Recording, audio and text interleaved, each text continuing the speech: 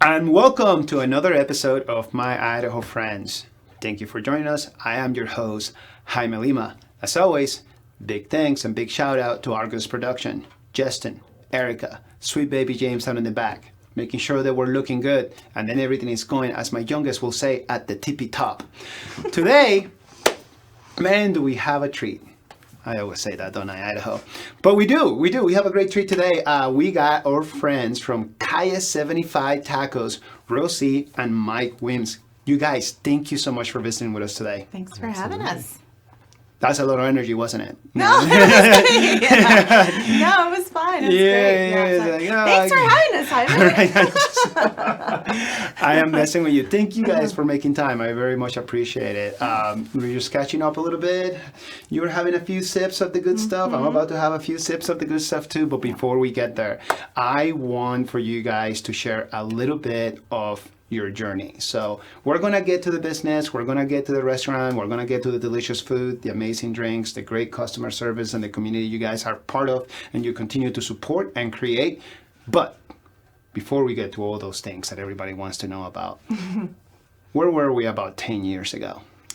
Oh my gosh. Well, Mike, you tell this story best because you have dates, years, everything. And I just usually go some time ago. 10 years ago was actually the year that we started the Capital City Public Market. So, I mean, we started the business in 2008 up in the Wood River Valley, hence the name Calle75. Started the farmers market in Haley on Highway 75. But 10 years ago, that's what we're talking about, right? Yeah. So, that was when we had our custom taco cart built. I think that's the cart everyone mostly remembers when they say, I've seen you, on the cart. Right. So, but yeah, the idea, one of our friends with the Calle that owns Bucksnort Soda Company, he had started doing the Capital City Market as well, and he just encouraged us. He said, there's nothing available like what you guys are doing. I think you guys should try to get in. So we started the process there in the winter of 2011. Just trying to figure out how we could get in. I mean, we were familiar with farmers markets from doing them, for the previous 3 years in the Wood River Valley, and it was kind of challenging actually because when we reached out, we said, hey, we're a farmers market vendor. We have this great product. We have a lot of demand for it. We'd love to bring it to Boise, and we kind of just right out of the gate, it was like, well, it's the restaurants that are downtown, it's kind of discouraged. We'll have to kind of look into it and see if it's something that we would do. I mean, the way that the farmers market would work is you would audition, you'd bring your product in, and you'd kind of, because there were quite a few. There were a lot of vendors that were trying to sell, yeah, there was a pretty big demand. The Capital City Market was the only one at that time, so. It was before the Boise Farmers Market, so kind of everybody was together in the downtown core. But long story short, we kind of worked through the process, and we ended up telling the executive director, like, we're going to show up at the meeting, and we're going to make you tacos.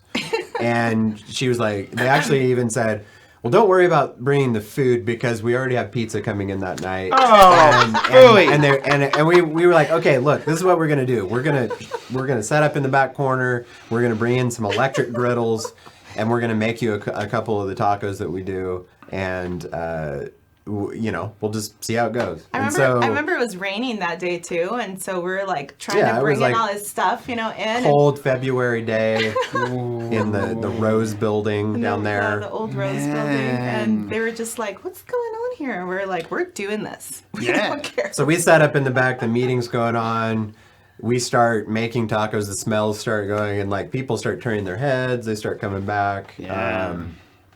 And the response was pretty positive. Everybody was talking about it, and the next day we were notified, like, we'd love to have you guys join the market. So not like, I guess you're okay. guess, No, yeah. like, get your ass over here. And so with that, we hadn't had our taco cart built yet. I mean, because we had been doing kind of a ground setup at the markets. And I think you see it with some of the vendors that are there at the markets now, where they have like their coolers and their tables and their chafers and all that stuff. Like, we had that, and we did it for so long in the Wood River Valley. That way I told Mike, I don't want to do that anymore. Like, this is an early market. We already have to leave Haley by like 5 a.m. to be here by 7. Like, there's no way we can like set up like that organically. Although it's nice, but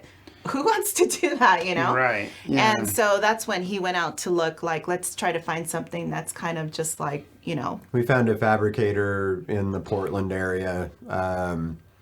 And I told them, this is what we need, and it needs to fit underneath the 10 by 10 tent, because that's a requirement of the market.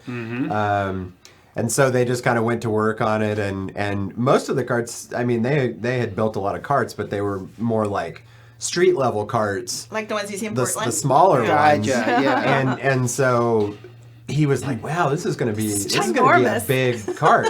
He's like, we've never, so they had to actually, get a bigger axle setup and kind of this whole deal, but they designed, what was our cart that we thought had everything that we needed. Until day one, when we were like, there's all kinds of stuff that we need beyond this. Yeah. But that was, that's how we got off and running. The first event we ever did in Boise was the Capital City Market, April 16th of 2011. I was just looking at that the other day. I mean, Yeah, there you go. No, that's really, but it is- really good. He never forgets our wedding is- anniversary either, so It is it's a good thing he relevant. knows. It is relevant that it's 10 years. I mean, this is 10 Yeah. years since we it's introduced ourselves to Boise. Boise, yeah. And quickly we fell in love with the community, and 2 years later, we moved here. And We stole you. The Yeah. Treasure Valley was like, You got us come out of to the mountains, us. yeah. Which is fun. beautiful over I know, there. but It's just we amazing. were kind of done. We had been up there Yeah, for 10 but we need your years now. tacos over here more. Sorry, Haley. I know, they get mad at us. They're like, when are you guys going to open something here? And I'm like, we'll see. Let's finish this pandemic deal first. Yeah, right. And then we can talk about, like, wow. Well, that's a great story. Wow, and very exact and accurate. Yes. I really dig that. So, and that was the beginning, right? So the taco cart, Mm-hmm. and it was tacos only, probably a few like canned drinks and things along those lines. Yeah, it wasn't too extensive, because when we were just doing it in Haley, I mean, we did have a little bit bigger menu. Like, we had some quesadillas and burritos, and it was just so hard to keep up and Bring that all here. yeah, and well, prep. all that, and just we didn't have a prep kitchen here. You know, Right. everything was prepped up in the Haley, in the Wood River Valley, and then we were having to haul still a bunch of coolers Yeah. to come over here, and we didn't have the van that everybody sees, driving around. Right, we didn't right, have right. our utility van. We had our truck, and we had to play Tetris, remember, on how to put every cooler in there to make sure we could take the coolers we needed. You had to fit everything very specifically, or you couldn't fit everything. Yeah. and when we started doing bigger events like the Hyde Park Street Fair, or multiple events. or we would add on the events weekends, yeah. on the.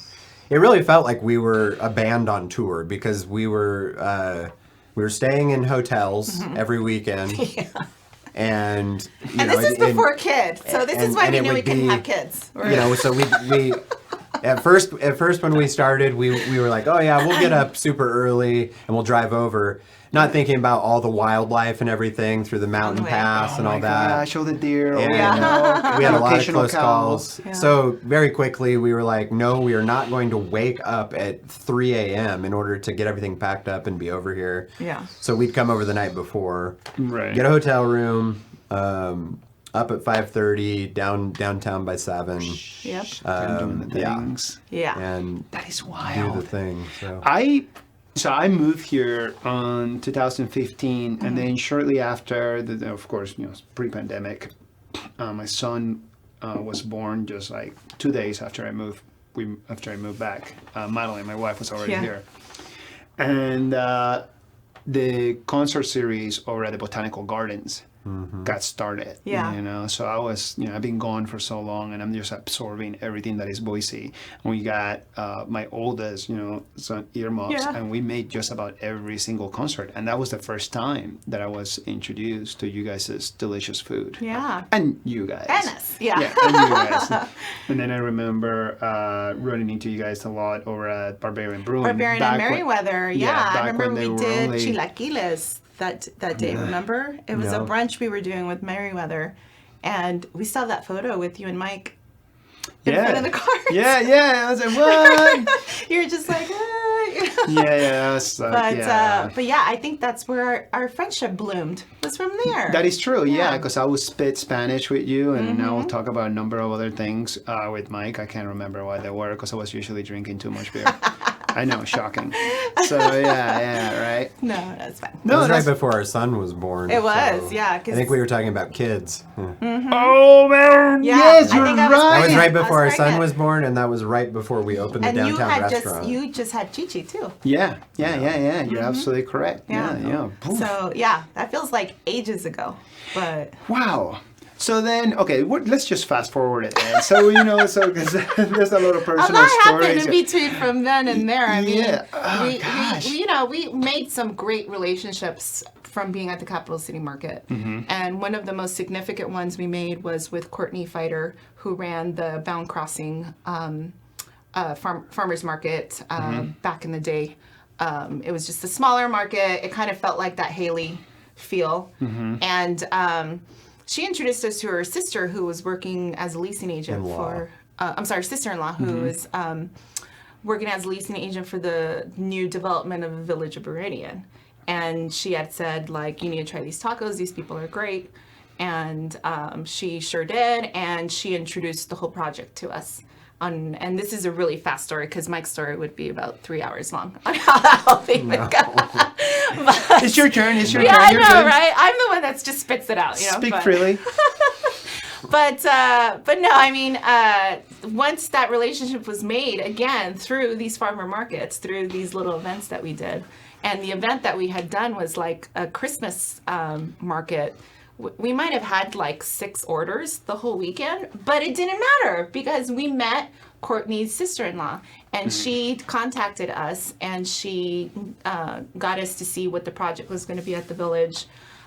It was right around what we could afford, because we still didn't have a lot of, business-wise, we still couldn't go to a bank and be like, hey, we want to open a restaurant. Well, that was during the recession. And it was during the recession, too. Yeah, housing market. Was very difficult. Yeah. And so just kind of setting these relationships with everyone, I feel like has really gotten us where we are now. That's right. Yeah. So how long have you guys been at the Village then? 2014. 2014. Yeah, January. Wow. Yeah. Don't get mad at me. I have actually never been there. It's okay. A lot of people haven't. Yeah, a lot of people haven't. They're like, I don't go to the Village. It's fine. Which is why it was so important for us to open something downtown. Which is where you guys are at. Yeah, right now. Yeah. We couldn't do it back then. But yeah, I mean, ultimately that was our dream, and we wanted to open a spot downtown, and we kept out of the gate. Yeah, we were looking at different projects over and over and over again. Everything wall, and then we had bought a truck that we were going to turn into a separate food truck, and that was kind of what we envisioned, is that we were going to expand on the mobile scene, because that's what we did. But honestly, at the time, with the recession and our lack of, we had just started the business, so we bought the truck, but then we actually couldn't even get a loan to finish the truck into a food truck, because that would have been another, decent amount of money. So the Village thing popped up, and so when we made the decision to go the Village route, we actually sold the food truck, because the way we looked at it, it was basically the same size as a food truck. I mean, it's a 225 square foot kitchen, footprint there that we work out of. But it's just basically like having a stationary truck in a super high volume situation with tons of foot traffic and built-in marketing. Yeah, it's just continuous. And so it wasn't an easy decision because initially I think we were struggling with the idea that was what we pictured, because I mean all of our clientele, everything that we had built was really downtown based and the farmers market. We felt like that was our scene. And when we'd even talk to customers about that, they'd be like, "Oh no! You need to stay here." And but I mean, so we struggled with it, but we made the decision to do the village, and it really did enable us to make the steps forward that we've taken. Yeah, Boise crowd can be a little selfish. Oh yeah, everything that they discovered is theirs. Myself included, and I have to check myself on that because there's enough to go around. I know, and I enjoy that ownership too, because they also they also keep sacred all the little places that they love. You know what I mean? They're just like, they want to make sure that it stays the same. Yeah. And so I understood why. In order to do that, though, you gotta keep them in business. Oh, absolutely. So yeah, I'm like, how many times do I need to come here to keep you in business? It's like just to make sure. All right. Do you think we can do this? So check this out, Idaho. I'm bumping a little bit. No, you're fine. Because you guys are telling your story, but I'm getting thirsty, and I don't want. And it's like, nice and cold still, and she's drinking. I'm not drinking. So you have your beautiful, restaurant downtown, located at 110, or is it 130? 130 North 11th Street, right across from the Neuralex and the Rector Exchange. Yeah, I'm thinking. Yeah. And you have now been there for. How long has it been now? I don't even know. What year is it? 21? We opened in January of 18. 18, okay. I always have to think, how old is Vaughn? How old is the Vaughn? COVID year was the equivalent of 10 years. Yeah. So, Right, so 20 years ago, you guys are 21.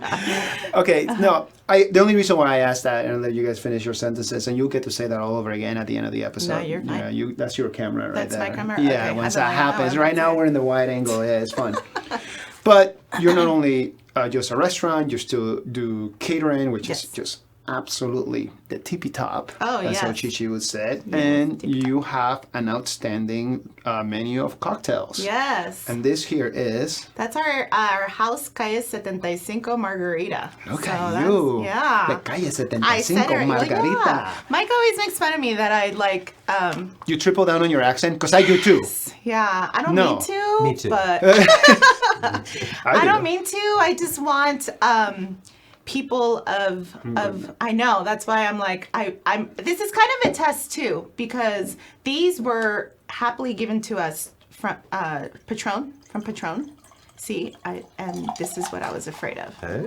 This is what I was afraid of. Yeah. Fear nothing. I fear no more. It's okay, yeah, because I would hate for that to happen to somebody that spent that. You see, I had originally bought these, and you can, Yeah. But Patron gave these to us, so I was like, well, Thanks, Joe. Yeah, thank you, Joe. Thank you, Was Joe. it Joe's fault? Yeah, so, I mean, I like Joe, them, if you want to be in the show, tell Patron to send us some money. Argos Productions, My Idaho Friends. Jaime at myidaho.friends.com. Quit messing around. But no, these... Come on, Joe. I mean, there's the least you can do. But what's been nice about these is the Instagram pics we get from people. They taking them to, they're having them outside, in their backyard, and they just stick a straw in it.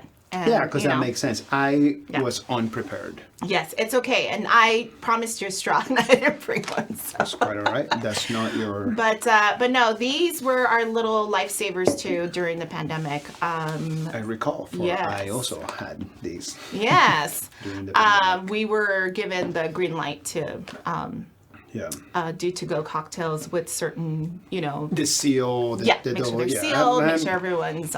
very familiar with it. And also make sure everyone's getting ID'd and, but it was great that they allowed us to do that because then it really got us... thinking about what kind of great cocktails can we continue making. without. So we added like a whole new menu. Keep making this one. Yeah, we're doing this one. Doesn't We have a tamarindo one too now. Ooh. It's really good. How do you say tamarindo in El Inglés? Tamarind. No kidding, really? Yes. That's Latin-based languages. I know, tamarind. Disregard. It's tamarind. Nobody knows what it is. It's kind of like when you say like, or at least in Panama, I don't know what it's like in Mexico, but Mexico. Yeah. Well, you know, maracuya in Panama over here is passion fruit. Okay. So I freaked out. It took me like 3 years after I moved to the U.S. Which I was one? like, Which? passion fruit. Passion fruit is Maracuya. Oh, maracuya. In Panama. I don't know. What's it called in Mexico? Well, I'm from Guatemala. What's it called in Guatemala? I have no idea. I'll have to ask my No mom. say. No sé. sé. No sé. That's okay. You'd be Yeah. surprised how many no says. Right? No, I'm trying to think of the Jamaica, which is that's how you say Jamaica. You know, kind of sounds like a H. And of course, we get people coming in and they say, I want a Jamaica. Which Right. is fine, you know. I'm not going to give someone like a hard time. Like that's not how. Right. You It's say not it, like it's your but- name. You No. know? That'd be different, you know. But That's a whole like, other That's story. a whole other story. That's a whole other story. But like, it's like, come on. Yeah. No, it's cool. I get it. It is one of the whitest states in the union. It's I love this place, but you know, it wouldn't hurt a little bit more diversity. I know. And I mean, we tried, especially on the menu, to phonetically write how to say it next to the name. Right. So like Jamaica was one of them, and we phonetically wrote it next to it. And the other one was Oaxaca. Oh. You know, because Oaxaca looks like, what do people say? Oaxaca? Oaxaca? Oh, I've You know? heard. Yeah. I've heard some. Oh, the whole. Yeah, and I get it. That's just a different, you know, it's a Yeah. whole different dialect, and you know, sometimes I forget how to pronounce certain, you know. You do not. I had a Yeah. guy last night that was sitting in the dining room. He was sitting with someone I know, and he was like, I've got to tell you, he's like, this cocktail right here is my favorite in Boise. And I was like, oh yeah, what's that? And he's like, the Oaxacan Old Fashioned. Oh, well, good. He said it right. Yeah. Sweet. And he was a Look white at guy. There you go. right. So So, say yeah. it takes all of us. It does. It takes all of us. Good on him. Mad props to him. I Yeah. understand. I'm trying to remember.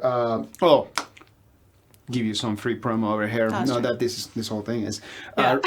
Your Romy horchata. Yes, that was your Do you drink. recall that? Yes. Yeah. Like I had a hard time not like. I know. You come in and Having you'd be it like, for Rosie, I lunch. can't have a drink. And I'd be like, no, you're having your Romeo shot. It's like, yeah, I'm a sucker, man. I am so easy to sell to. So easy. It's like, what are you yes. doing? It's going. We can still make it. I'm actually surprised it's not back on. So I need to revisit. We're constantly revisiting our drink menu. You know, with the pandemic hitting, I couldn't order as many, Right. you know, liquor orders as much as we had before, and we had to go through our product mix too and see what was selling, what wasn't selling. You know, the number one was the Calle75. That one was Boom. yeah. So I'm like, well, I'm not taking that one out, you know. No, yeah. Why would you? But Yeah. the Rami Horchata, I think, was just your sales. I was. But The thing is, Right. it's funny, but it's not funny. but I can still make it. You know? Because it was a thing. Like everybody, like at work, is like, "Where's Jaime going?" Yeah. I'm gonna go have a burrito, and like the manager is like, "He's gonna go He's have a gonna have it, cocktail." yeah. What is he having? And like, you guys don't understand. Tú no entiendes. No, and I think the reason is because, you know, a lot of places that do have horchata, they use the powder. Yes. Because it's easy. You know what I Right, mean? and I get it. I get it too. I totally get it. That's not, and that's. I'm so glad you brought it up because I knew these things, you Yes. know, and it's not because I asked. I was like, no, man, like this is the thing. This is the thing. That The is wife- my mom's recipe. No kidding. Yes, that is my mom's horchata recipe. And Maybe it so- just needs to be advertised, market differently. I don't know, or maybe I just call asked for it. Mama's Rami horchata or Yeah. Mama's horchata. Well, there's just not enough good stuff being made with rum. Like, yeah, you know, I know. It's just Yeah. like it's and not that's just. my family's like signature liquor to go to is rum. and he knows. Yeah, this is like a thing, you know. My grandfather, when I was partially raised, I spent a great deal of time with my grandparents. And my grandfather, for breakfast, will have what is called a vuelve loco con vaca. Oh, okay. Turn you crazy with cow. Yeah. Which will be a nice, tall glass of rum with one eye. And milk. Sounds like my deal. And milk, you know? And that's how he would start his day, right? And he like put the ice there, I don't know why. Right? Yes. You know, he like mix it with his spoon, and the ice would No, melt. but it's funny how alcohol is very much treated like in my family, we had an uncle who would sneak in rum into our ponche every Christmas. To the kids. I mean, we were probably, we weren't our kids' ages. Yeah, don't worry about it. But a little bit older. And he would just be like, he'd get the ponche and he'd be like, drunk con ponche. Get us. Yeah. Yeah, you want? Yeah. No, I'm not. I mean, I think I even shared that story last season. Where my grandfather. So my grandfather hosted like card nights. So playing cards or whatever. I almost said game night, but that's my thing. Yeah. And board games, but so like the neighbors, his friends, and there's some money involved, so there's a little bit of a serious vibe, and there's grandma sometimes will be there, sometimes she wouldn't be, so there'll be some cigars if she's not there, if she wasn't there, and definitely be. and but the rum was always a flowing. Yeah. And legend has it. It's not legend, but the story tells that when I was very, very little and I was still on a bottle, like I would just get really excited. Turns out I was social like my whole life. This wasn't like a thing. So as a baby, as like a 1-year-old, I was walking or whatever, however old you have to be when you start walking. Yes, I do have kids, but yeah, whatever. I should know these things. I guess like he just couldn't get me to sleep because I was just like, like party time, right? And a little bottle and everything. So he would put rum. He put Vuelve Loco con Vaca in my bottle because it was like 1982. Right. I'm 2 years you're old. Too young to take NyQuil. He's living his best life. We're in Panama. It's the 80s. There is no NyQuil. No. That was it. Yeah. And my grandma, would be over like at la vecinas, at the neighbors, doing her thing, whatever it is that we're doing, probably complain about grandpa. Probably. And grandpa's just doing his thing. And he did that all the way till I was off of a bottle. Oh my gosh, And then I guess, like maybe like 6 months or a year later, I'm probably butchering the story now, my grandma found out and she decked him. She just cleaned his clock. Boom. Which leads to the next story. Yes. When like you fast forward and I'm on my mid-20s and I'm visiting Boise. I haven't seen my mom and my grandma for a bit, and they've been living here. And at the time, there was this. My grandmother just loved crab legs, which is not something you necessarily get like super fresh over here, especially back then. And she, she loves the idea of like a buffet, because like you think like my grandma's age, she's 96 now. So when you like go back her days growing up in Panama and stuff like that, like that's like the ultimate like. Sign of abundance. You saw that food. So she loved herself some buffet. And I think this place used to be close to where I live now off of Vista. And it was just way back in the day. And this is Chinese buffet. And they have crab legs. So that's where Grandma wanted to go. It's like, that's where we go, abuela. Yeah. No big deal. And Grandma and I are just slamming Coronas while my mom's just like looking at us, just shaking her head. And then like, my grandma said, why are you so judgy? Why are you so judgy? And then like my mom, it's like, it's not good for you guys to be drinking. I don't like my son drinking. I don't like my mother drinking. And it's like, well, like your son was drinking weed when he was a little. And my mom like just like horrified. Like she stopped time, It was like Marvel Universe Thanos. Like you just like you did what? Pause. And that when I'm in my mid-20s, I come to find out. So when I was little, I had allergies, but they didn't think that it was allergies. They thought that it was like some sort of like pneumonia or whatever. Oh. So grandma, being grandma, without telling anybody, went to the local brujo, got some marijuana, and she's been like having me drink marijuana tea for like years. Wow. Had not a clue until I must have been like your 25 grandma. or I like your whatever. grandma. Anyways, this is not about me. It's okay. My mom was mortified. Yeah, I can only imagine. Like I just saw like the her shade of brown just went away, and I was like, who is this white girl? Yeah. It's my mom. But I feel like, I mean, It worked, by the way. Thank you, Willa. yeah. Well, I mean, I feel like a lot of the like some of my fun memories with my dad was when he would, you know, we lived in Southern California, so every now and then we would go to San Diego and then to Ensenada, just for the day or, you know, overnight, however it was. And I vividly remember going to this restaurant. My dad always was the kind of person that said, this place has the best tacos. This place has the best pupusas. This place here has the best burritos. Like he always had like his best places, and he even had this in Baja, you know, down in Tijuana and Ensenada. I'm just like, Jesus, Dad, you get around.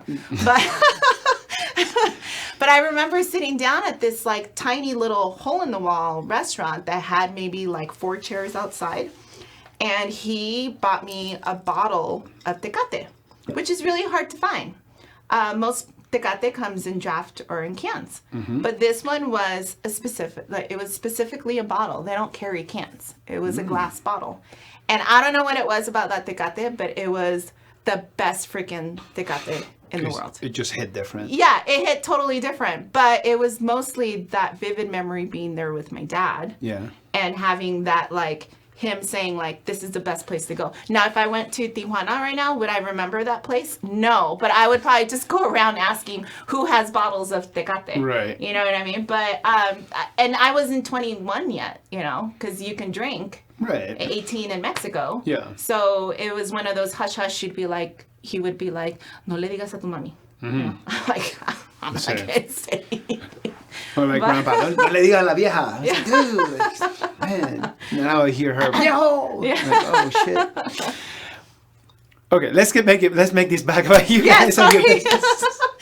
Sorry, Erica, you can edit all that. we if can you do want. this right. No, we are kidding. not. We're not live, The but it's not gonna get Adventures edited. of Jaime and Rosie. Yeah. But We'll make a subcategory of videos. We'll do it like a monthly thing. we could. It's gonna be fun. great. That'd It's gonna be fun. great. Because you guys will make a ton of money, and then you'll hire Argos Productions, and we'll do it at the restaurant. Yes, there you go. Boom. Yeah. You're welcome, Erica, in the back. No pressure, no expectations. No pressure. Joe, make it happen. Yes, Come on, Patrol, come Joe. on, Joe. Been here this whole time. Bringing your shitty ass pouch to my show. I'm kidding. I don't know who this guy is. Okay, he's gonna love it. He's Joe's gonna a great. No, I'm He kidding. is great. I'm He kidding. is great. No, I know, but I think Joke. if I'm gonna show him, I'm gonna tell him about this video, and he's gonna love It'll it. be on YouTube. It'll be there for posterity. That's for sure. His Instagram handle is cocktail208. Cocktail 208. Yes. Oh, I'm after you, Joe. We'll have him over. So, what direction are we taking with the business, if any? So we'll clearly, you know, I don't know if you guys heard, we went through a pandemic. We're still going through it, as a matter of fact. We heard. As of today, actually, Yeah. we are able to be maskless outside. I know. Still feels weird, but yeah. I Yeah, know. there's something to the tune of like 38 of the population, like, you know, as of right now, fully vaccinated. Come on, people, And just do things it. along Just those do lines. it. Yeah, it's only science. We're almost And that's there. Okay. I got love for you too if you're an anti-vaxxer, but just like, come on, man. I have a lot of friends. It just makes interesting conversations, or lack thereof. Lack, yeah. So is there a pivot, or are we doubling down? Because it's opening up. Today it's 84 degrees. It's beautiful outside. I'm wearing shorts. I'm going to change Yeah. into a tank top when I go pick up the kids. Like, you know, it's that kind of vibe. It's coming. That vibe is definitely being shown its face to the restaurant right now. You know, Okay. We've been seeing a lot of groups and people coming out who haven't seen each other in a while, and they're all coming in with like their Band-Aid and celebrating that they just got vaccinated. Right. You know, and we're there going like, let's let the tequila flow. You know, Yeah. let the tacos go. But But yeah, we're seeing that like buzz happening, and people I think are at that point where they're just like, oh, we need to go do something. We need to go do something fun. Let's do concerts again. Let's do festivals again. All this stuff, you know. And so we're ready for it. We've been ready for it, and you know, thankfully because of our awesome fan base, a lot of them absolutely supported us during the wicked time in the beginning. Yeah. With our deliveries, with our to-go cocktails. I mean, I remember it was you guys working the window. Yeah. You know, because you have your pickup order window there, and who knew it was going to come in so handy because a pandemic was going to happen. Right. My favorite thing. Now we love it. Yeah, it's like, oh, like I can close down the neon locks. Not that I do that all the time, honey. No. Close down the neon locks, go across the street. But we were able to show our staff, like, look how easy it is to do this here, and now it's doable. We're not looking to close it anytime soon. Now we put the walk-up window. That was a big part of the plan going into opening the downtown restaurant. Mm-hmm. The problem was that we opened in January, so it was cold. So we didn't have like a plan right out of the gate to have the window up and open, and then the response to opening the restaurant was so huge, overwhelming, yeah. Which we're thankful for. I remember, but it didn't really give us the opportunity to figure the window out, because we opened and it was just on, and we never looked back. So that was one of the, as you know, the COVID silver linings, as they call them, was that we were able to, you know, step back and say, all right, now let's figure this window out. I mean, do we still have it 100% figured out? No. I mean, but it's open with the restaurant, aligned with the restaurant hours. It's open. It's a big deal. Yeah. No, I mean, there's certain nights we look and we see there is a line out the window. Yeah. You know? Mm-hmm. 6 feet apart. Yeah. A line out that we're just like, holy moly, like people are really responding to this in ways that I wouldn't have thought of, you know, even pre-pandemic, you know? Even with pre-pandemic, I just always thought, man, these guys are opening a window right across from the Neurolocks. And for anybody watching that is not familiar with the Neurolocks, that was like, again, not that I'm dating myself, I'm 41. But when I was 21, there was you went to the Cactus Bar. Went to Mulligan's. Went to Mulligan's, and then you killed the night at the Neurolocks, because it's either going to be live music, karaoke, or like or some mistakes are about to be made. Or some mistake for sure. You know, it was very, you know, and it was just that. It was a punk rock vibe. Yeah. You know, it was. My it's always first been. day flying into Boise. I took her there. Yeah. See, there you go. Did you guys ever do the Crazy Horse? Yes. I want to hear about the Crazy Horse. Okay. Oh, yeah. My first day of flying into Boise, Mike picked me up at the airport, and Erica, you'll know who I'm talking about. We met Barbetto, our Mr. friend Jalisco. Mr. Jalisco there at the Neurolux, one of our dearest friends. And that was my introduction to Boise, was the Neurolux. So Neurolux was the spot. Yeah, and it's like my wife doesn't get it. Like when she turned 21, she was never like a big drinker, and her group of friends were all like, they were like the choir people from high school, you know, and all this stuff. And she did her drinking in college when her parents couldn't see it. But like for me, like I never went to school. I don't give a fuck. And my mom was like, no, you're not living with me. And the Neurolux was the spot. It was a jam. Like you started the Cactus Bar because it was just like, you know, back then, you know, gas was not like, you know, $3.50 a gallon. I still remember. I was like, oh, like $1.25. I dig it. Anyways, enough clout. Yeah. Well, Erica was talking about the Crazy Horse, and when you really dissect the whole thing, I mean, Alan, who owns the Neurolux, he owned the Crazy Horse. Mm-hmm. Alan is a great human. he really is. But the Crazy Horse was, I played punk rock music when I was younger. I played in a band for a number of years, and so you know, the Wood River Valley kids, we would all come over and go to punk rock shows at the Crazy Horse. And, you know, for us, that was like it didn't get better. I always thought, and we're gonna go ahead and take this journey into this rabbit hole because you're wearing a Misfits T-shirt, right? So, and I'm a big. So there's I guess there's 3 types of Misfits fans. There's like Glenn Danzig Misfits fan, post Glenn Danzig Misfits fan, and then there's Glenn Danzig fans. And I'm like I'm a little bit of a mix of everything because I didn't grow up with the music. I was introduced to it when I was 14 when I first moved here, and it stuck with me clearly as a son. Blah, blah, blah, blah, blah. And when Glenn Danzig came to play in Boise, I always thought it would be like a place like the Crazy Horse or the Neurologs, but instead it was over at the freaking skate rink park, which was cool, I guess. It's cool, and it was again, and I'm like sure they just wanted for all ages. I'm sure it was. I Right? guess so. No, yeah, because I was definitely underage, and I was like 9. Oh gosh, that must have been 1999. Yeah, it was the year after I graduated high school. My friend Tracy Wilson was my friend, but back then she was my girlfriend. But my friend Tracy, not Tracy Wilson, Tracy Hurles. Anyways, different Tracys. Doesn't matter. Tracy Wilson's a dear friend too. Anyways, but she won Glenn Danzig tickets on the radio, and she was like, "Oh my God, Jaime, I love this guy. I don't know who the heck this guy is." And she won me tickets, and that's how I met him. Anyways, I was just looking at your Misfits T-shirts, and we're talking about punk rock and things like that. Because like there's punk rock, and then there's like punk rock. There's a there's a wide road of. Yeah, I mean, you say 1999, like we played the Warped Tour in 1999. Yeah. And we don't need to. I mean, we're not gonna do that. That's a separate episode for just Mike and I.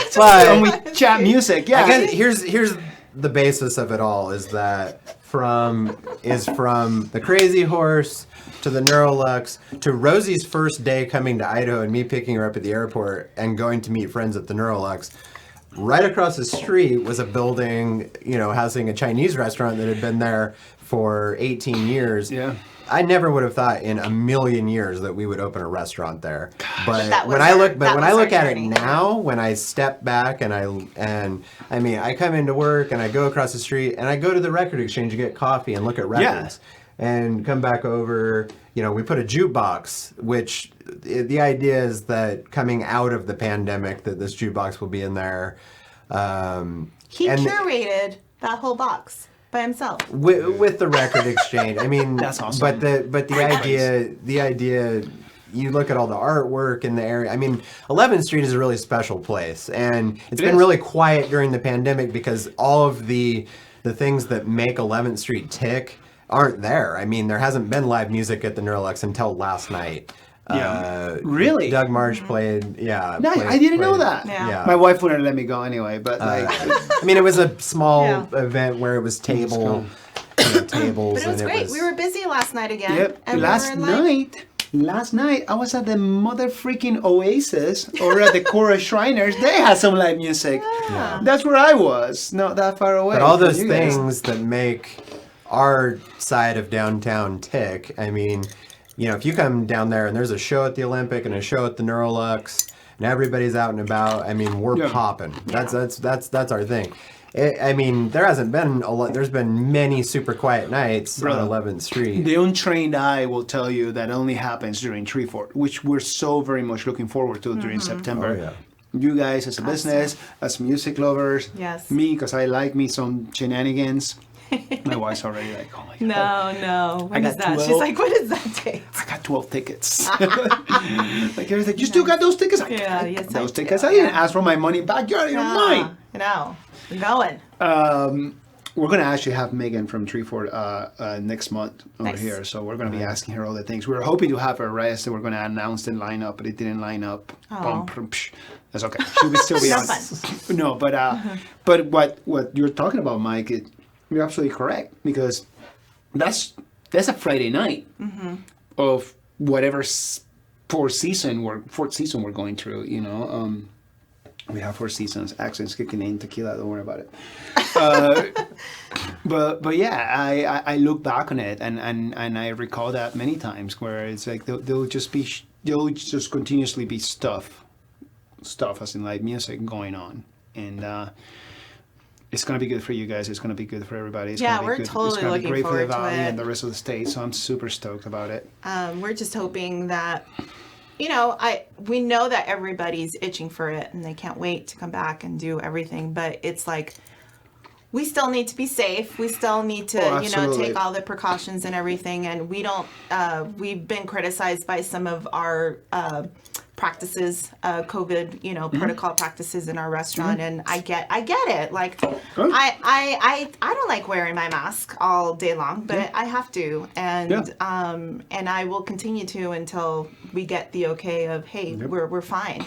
But we can go back to the fun times of having a packed restaurant and 3 shows going on just in the vicinity of the area, you know? I see it happening. It's not too far away. No, yeah. And I'm absolutely looking forward to it. And I get it. And that's something, I'm glad you brought that up because I get it. Like, like, damn if you do, then if you don't. Talk about like worst time to be in local government, right? Yeah. Especially in local government. So regardless of what affiliation or how you feel about politicians and the current leadership or the one previous, it's like how do you navigate this? Nobody knew. We will have last year we had my father-in-law Tom, who's an infectious disease doctor, right? He's been doing, he's the guy, like him and Sky Blue out of SATU, epidemiology and infectious diseases. They were the ones that were advising the St. Luke's and St. Al's medical systems. So there's the business side of the hospital, and then there's like, you're a hospital.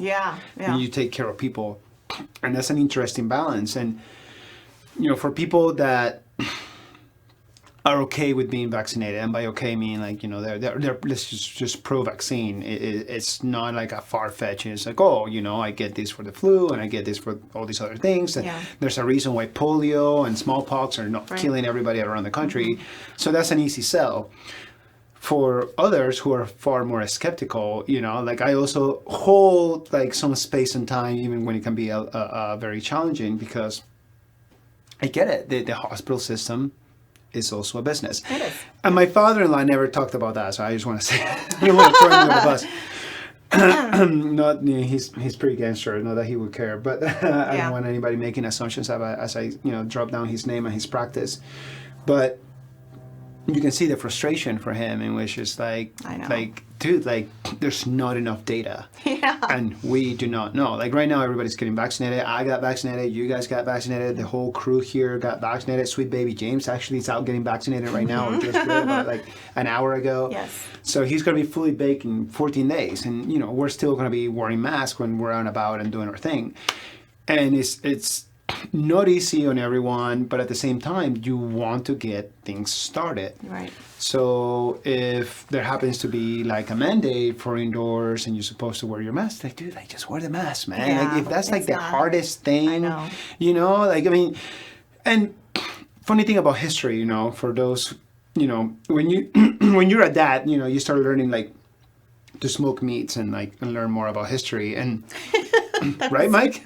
So as I said, I got a smoker too. He likes to smoke meats. There you go. And it's just like one of the things, what happened when it was a mandate, but it was an actual law to put your seatbelt on. Well, everybody freaked out because I'm freedom. It's like the exact same thing. And there's so many other examples, and I know I don't need to be going down this rabbit hole. It's indeed a rabbit hole. Honestly, for me, it was always because I wasn't doing it for me. I was doing it for everyone else that I don't know, that I never met, for my parents, for his parents, for his 93-year-old grandmother, for, my grandfather recently passed away January this year because of COVID. Sorry for your loss. And and he was an amazing man. He was in great health for being, I think he was 87. He was in great health. Yeah. And it's not fair that my son won't see him again. That's not fair. Right, yeah. And so it was for them why I wear the mask, right? Why I got vaccinated. Right. And even the anti-vaxxers that you were talking about, I'm doing it for them too. And I don't even know them. Right. No, yeah. And that's, yeah. I try to explain to a number of people within my inner circle and outer circle that are not, they're not going to get vaccinated or in the fence. And it's like my whole thing is like my whole life will be entirely different if my mother and my grandmother were living with me right now. Mm-hmm. They're not. They're in Panama. Right. But the both of them are high risk. Grandma's just turned 96 this last January. And my mother is a cancer survivor with a number of other complications. So it's just like, it's not like, oh, like it's not going to kill them, so you're fine. No, it's just, but it's like if it doesn't kill them and they do get sick, it's going to take anywhere between like a year to a decade away from their lifespan because it's just going to be just that much more impactful, for them and their health and like what they can and cannot handle. Right. So. Yeah. Anywho, the whole thing's been out. Let's just put a seal on that. Mike's like, what's going on and why here? not? And it's all good. It's all good. It's all good. It's all good. No big deal. No, so, I need you guys, one of you, you guys can flip a coin or whatever. That's your camera right there. Let Idaho know. Calle75 Street Tacos. Where are you at? Where are you going to be? What's coming up? What do you want? The fine folks that watch the show, what do you want them to know? And then let them know about it. Yeah, let you do it. Do it. Do the thing. That is your camera, though. Yeah, okay. Hi. Well, I mean, Calle75 Street Tacos, we have 2 locations. Obviously, our main hub that we've been speaking so much of is 110, 130 North 11th Street downtown, between Idaho and Maine, right across from the Neurolux and the Record Exchange. Folks that come to Barbarian Brewing, we also do tableside service over there, which is a really cool thing. James and Bree are awesome people. So we're happy to have that as an outlet there as well. And as we've also talked about the walk-up window, if you're in a super big hurry, that's something we worked on a lot. So one of the big things pre-COVID was there was a bit more of a wait, and it was probably geared a little bit more. It was a full service restaurant, which it still is, but now we've turned it into a little bit more of a hybrid restaurant where if you're in a hurry, you can do online ordering, you can come to the walk-up window, you can get your stuff super fast. You also can come into the restaurant and order at the counter if you wanted to do that. We set up a menu up at the front, and you can do that. During COVID, we got a new point of sale system that now allows all of our servers to carry a handheld when they come to your table. So when you still do want that full service experience, you can sit down, they'll come and serve you. They actually have the whole system on a handheld, which is really nice. It saves a lot of time. Before, the server would have to take your order, go back in, input it, go through the whole process. Same thing with payment. Now everything can be done at the table. You can pull up a QR code at your table, menus all there, specials, everything. We've made a lot of steps to try and streamline the service process within the restaurant.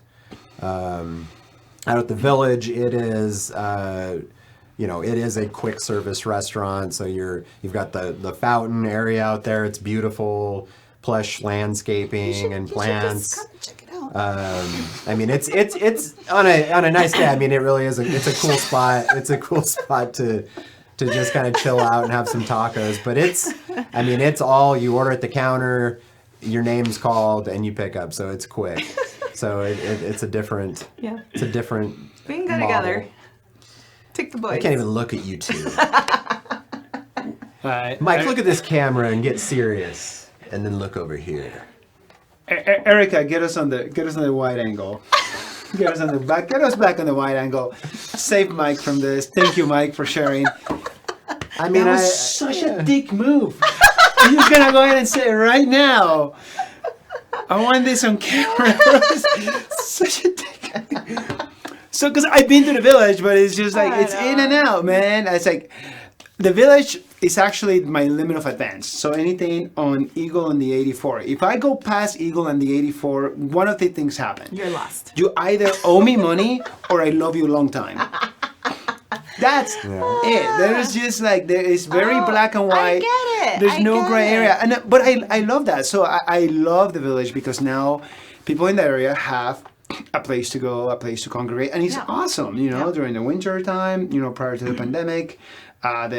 the ice skating rink and Yes, whatnot, yeah. right? And like Even the theater is nice. They have a 21 and older section. where you yeah, can and all sit this up other there, watch a stuff. movie They and bring have you a your drink, food yeah. and all this other stuff. And like to me, like I want everybody to win. I'm like Yeah. I'm pro Idaho. I'm not just pro Boise. Boise's where I live, but like no man, like have at it, dude. Like have your thing. Because we're growing very, very, Very very fast, fast. yeah. It's just so funny. Like 4 years ago, I was like, It still like, floors me about like- how many people that come through the village and even downtown now that are like, oh, this is my first time here. And I'm like, how? No, exactly. And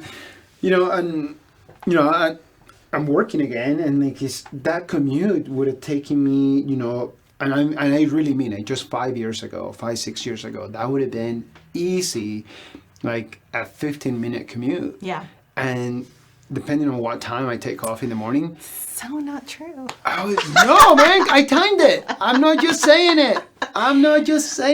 I will go ahead. You know what? I will time it next week because I'm not Okay. going in tomorrow. Okay. And I'll post it on the old social Do it, media. okay. Because it's just like, what the deuce? Because I've left to go pick up Vaughn from the village to over here, close to here. Huh? And, I do have to time myself. I do. Yeah. But the traffic now is nowhere near what it used to be Yet. before. Yet. But It's getting worse. I got Yeah. my ways. No, okay, I don't know what hookup you got there, but we were just talking to Sean Wainwright, this previous episode that we just filmed just 2 hours ago. Excuse me. Yeah, Very the good drink. margarita. Just Jeez, great drink. wow. And so it's only one, man. It could only be like five more. It's actually 2 cocktails. Oh. You just downed it. Too conveniently in one You're vessel. like, now I got it. One vessel. Anyway. So. Feel good. Yeah, you feel good. Yeah, you're good. I'm sorry, Madeline. No, you're not. That's the thing. That you're just not. But he was just mentioning, right? So when he first moved when he first moved here, from Seattle, he had to do that commute, like from Yeah. Caldwell to Boise. He's the owner of a tabletop gaming store. And back then, the only tabletop gaming store was in Boise. So for him, like, Oh, God. that commute was like no big deal Yeah. because he comes from California. And we Yeah. were just Yeah, discussing yeah. that. Like, you're stuck in the 15 or whatever, or what's the other Yeah. one, the 405 or whatever it might be. I And would it- drive from my hometown in Baldwin Park to Santa Monica every day to go to school, and that was at least a 2.5 hour. Yeah. Or like when day, I was Monday when to I went on Friday. leave for when- Fridays, it's 3 hours to go. Yeah, leave a call from on Fridays from the base in 29 Palms, driving down to Pacific/Mission Beach, right? I think where they Yeah. both meet. That's at 3.5. That's why I 3 don't hours and complain about the 45. traffic here. I'm just like, Yeah. oh, I got it good. But I still don't want it to be that way, man. Come on. Full circle. That's Yes. why I love me places like the Village, Yeah. or I love what Caldwell's got going on their development over there. Yeah. What's Indian Creek Plaza, right? yes, I yeah. believe so. What's Amano. Yeah. Amano, They're doing a great job. they do great work. It's just amazing. They just got like good stuff there, and very similar. Look, like during the winter, ice rink, You and know, yeah. because it's like we're Northerners, the Northern members. See, we haven't gone that far. You haven't gone that far. If I go to Caldwell's to go to the winery. Dude, when I found out that Amanos was open, like pandemic or no pandemic, and I had not had a chance to get over there, I Yeah. was finally able to take my wife out on a date over there. And I Nice. said, "Come on, let's go, baby." Yeah. Yeah, no. Like my youngest will say, the tippy top. Tippy top. The tippy top. Oh, Chichi, I need to interview him sometime. Yeah. All right. Well, thank you guys so Yes. much for your time. This was a great deal of fun. That was too many separate, different rabbit holes. I am not allowed to let you leave without looking at the sticker behind you on that longboard Yes, here I on the know. studio. It's over That's a big here. deal. Oh. Like nobody could Yeah. raise it. So, Yeah. that was a little. Yeah, that was just That for looks you. familiar. Yeah, right. Yeah. A little Easter egg. So yeah. Anyways, that was just for you, Mike. That's from America. I Very definitely had cool. anything to do with it. But thank you guys for talking Yes. about your business, your story, your family, the music, the feels, the community. Yeah, now you got and two the things different that we show get to ideas look now. forward to. Right, yeah, because Joe, Yeah, Joe. Where you at, Joe? trying to produce some content here. Help me out. We'll have Patron, everything all over the Yeah, place. What do you everywhere. want? You want me in a t-shirt? You want me in a bikini? Let me know. I look good. I think Joe's coming. Yes. We'll see. He'll be I think here. Joe will come. He's doing something. He'll do something. Anyways, but seriously, so for you guys watching at home, this has been recorded earlier. If you're watching, it'll be on the YouTubes. If you scroll down, you will see all the information for Calle75 Tacos online. Make sure you're following them on their social media. Make sure you're following Argos Productions on their social media, on their website. Give them a holler. Tell them Jaime sent you. Get some work going with them. They will produce, create, and do all the content and the thingies and whatnot. So make sure you reach out to them. Also, if you are following us on social media, by the time you watch this, Idaho Gifts will still be going on. We'll be having a list of the nonprofits and the representatives that we have interviewed here on our show and that we're always happy to support. So we'll be highlighting them. Again, thank you for your time. You could be doing so many different things, but instead you're spending time with us. Appreciate you. I appreciate you guys. Yeah. Idaho, Thanks for I having love us. you a long time. And when you get a chance, get out there and be kind to somebody. Cheers.